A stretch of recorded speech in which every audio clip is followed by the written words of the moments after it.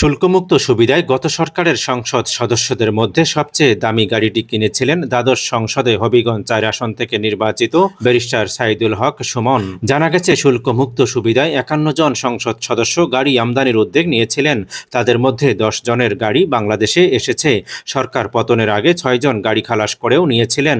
সরকার পতনের পর বাকি ৪ জনের গাড়ি আটকে দিয়েছে কাস্টমস। এদের মধ্যে সবচেয়ে দামি গাড়িটি আমদানি করেছেন ব্যারিস্টার সুমন। জাপানের টয়োটা ব্র্যান্ডের ল্যান্ড ক্রুজার FJ300W মডেলের গাড়িটির আমদানি মূল্য দেখানো হয়েছে $১,১১,০০০, যার বাংলাদেশি মূল্য ১,২৬,০০,০০০ টাকা। বিলাসবহুল এ ধরনের গাড়িটির শুল্ক হার ৮২৬.৬০%।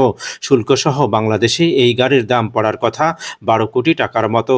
তবে সংসদ সদস্যদের শুল্কমুক্ত সুবিধায় আনায় তিনি ১০ কোটি টাকার মতো শুল্ক ছাড় পেয়েছেন। ফলে ১২ কোটি টাকার গাড়িটি তিনি কিনতে পেরেছেন মাত্র ১.৫ কোটি টাকায়। সরকার পতনের আগেই গত ২০শে জুন গাড়িটি খালাস করে নিয়েছেন ব্যারিস্টার সুমন। তবে গাড়িটি এখন কোথায় আছে সেটি সম্পর্কে বিস্তারিত জানা যায়নি, যদিও পলাতক অবস্থায় বিদেশে অবস্থান করছেন ব্যারিস্টার সুমন।